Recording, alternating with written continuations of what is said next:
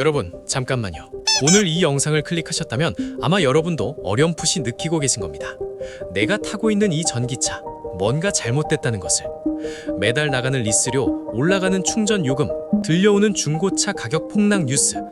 하지만 정확히 무엇이 어떻게 잘못됐는지 아무도 시원하게 설명해 주지 않습니다. 오늘 제가 그 불편한 진실을 전부 말씀드리겠습니다.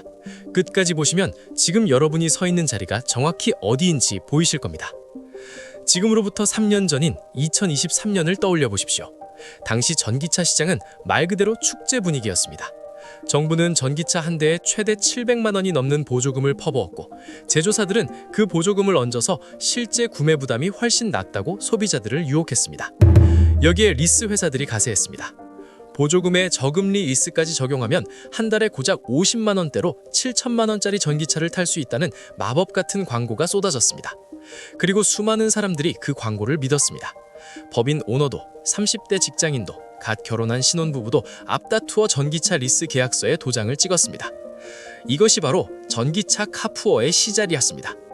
카푸어라는 단어 들어보셨습니까? 카는 카, 자동차, 푸어는 푸어, 가난.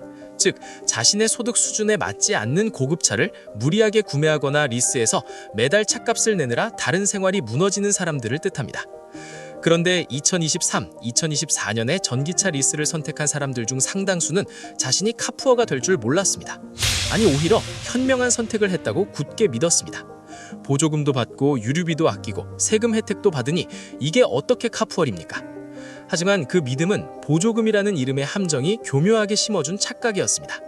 함정의 구조는 이렇습니다. 정부 보조금은 차량 소유자, 즉 리스 계약상 리스사에게 귀속됩니다.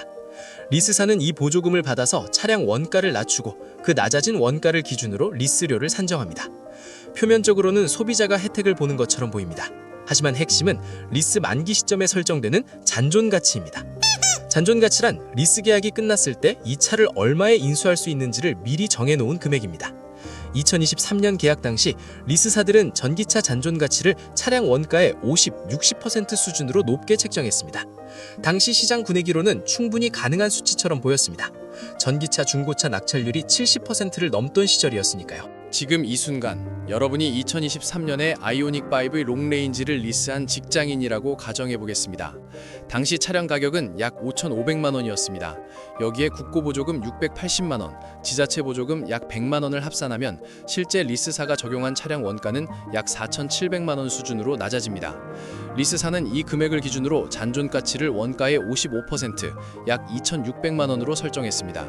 그리고 36개월 계약에 월 납입금은 약 55만 원대, 여기에 보증금 300만 원을 선납했습니다. 당신은 7천만 원짜리 차를 월 55만 원에 탄다고 주변에 자랑했습니다. 그리고 3년이 흘렀습니다. 지금 그 아이오닉5의 중고 시세는 얼마일까요? 현재 시장에서 동일 연식 동일 모델은 3천만 원 초중반에 형성되어 있습니다. 잔존가치 2,600만 원보다 중고 시세가 높으니 인수하면 되는 것 아니냐고요? 잠깐 계산을 끝까지 해보십시오. 3년치 월 납입금 55만 원 곱하기 36개월은 1,980만 원입니다. 여기에 보증금 300만 원, 취등록세와 인수비용 약 150만 원을 더하면 총 지출은 4,430만 원이 넘습니다. 그런데 지금 이 차의 시세는 3,200만 원, 이미 1,200만 원 이상을 시장에 헌납한 겁니다. 그리고 30만 대 물량이 본격적으로 쏟아지면 이 3,200만 원이라는 시세조차 유지될 보장이 없습니다. 숫자가 모든 것을 말합니다. 그런데 지금은 어떻습니까? 2025년 말 테슬라가 기습적인 가격 인하를 단행했습니다. 모델 Y 롱레인지가 하룻밤 사이에 940만 원이 깎였고 중고차 시세는 그 즉시 7에서 9% 수직 낙하했습니다. 2023년에 7,500만 원을 주고 계약한 오너의 차가 지금 중고시장에서 5천만 원도 받기 어렵습니다. 그런데 리스 계약서에는 잔존가치가 얼마로 적혀 있을까요? 4천만 원, 어떤 경우엔 4,500만 원입니다.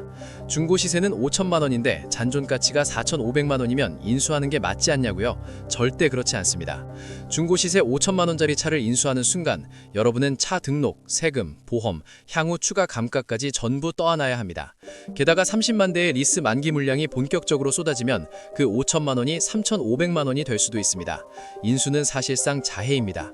그렇다면 반납하면 되지 않냐고요? 여기서 또 다른 함정이 기다리고 있습니다. 반납 시 차량 상태에 따른 정산 비용이 발생합니다. 주행거리 초과, 스크래치, 타이어 마모, 그리고 가장 결정적인 배터리 SOH 기준 미달. 배터리 건강 상태가 리스사가 정한 기준 보통 85% 이하면 배터리 손상으로 분류되어 추가 정산 비용이 청구됩니다. 3년 동안 급속 충전을 즐겨 쓰고 혹독한 기온에서 장거리를 뛰어다닌 차라면 반납하면서 오히려 돈을 더 내야 하는 황당한 상황이 벌어집니다. 지금 이 순간에도 전국의 리스 만기 도래 오너들이 실제로 겪고 있는 일을 들어보십시오. 경기도 성남에서 모델 Y를 3년 리스로 탄 한 법인 오너는 만기 한 달 전 SOH를 측정했더니 82%가 나왔습니다. 리스사는 즉시 배터리 이상 판정을 내렸고 추가 정산 비용으로 350만 원을 청구했습니다. 반납하려면 350만 원을 내야 하고 인수하자니 시세보다 잔존 가치가 높습니다.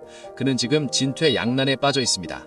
서울 마포의 한 30대 직장인은 아이오닉 5를 반납하면서 주행거리 초과 비용 180만 원에 타이어 교체 비용 80만 원, 경미한 범퍼 스크래치 수리 비용 90만 원까지 더해져 총 350만 원을 추가로 냈습니다. 그는 리수료만 내면 되는 줄 알았다고 말했습니다. 이것이 현장의 민낯입니다.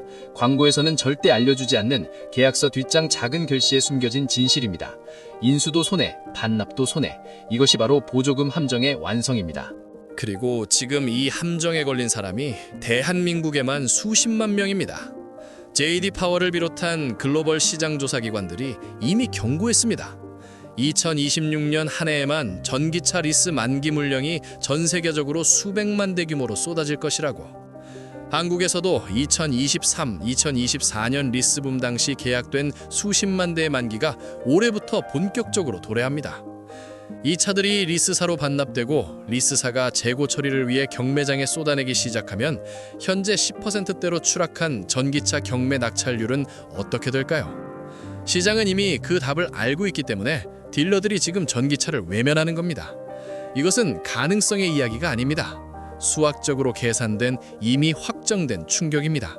여러분, 숫자는 거짓말을 하지 않습니다. 하지만 제조사와 리스사는 그 숫자를 교묘하게 가려왔습니다. 지금까지 여러분이 들었던 유지비 절감이라는 달콤한 노래는 사실 여러분의 자산 가치가 녹아내리는 소리를 감추기 위한 소음이었을 뿐입니다. 이제 선택의 시간입니다. 막연한 희망 회로를 돌리며 30만 대의 시체가 쌓여가는 경매장의 덜러리가 되시겠습니까? 아니면 냉혹한 현실을 직시하고 내 소중한 자산을 지키는 생존자가 되시겠습니까?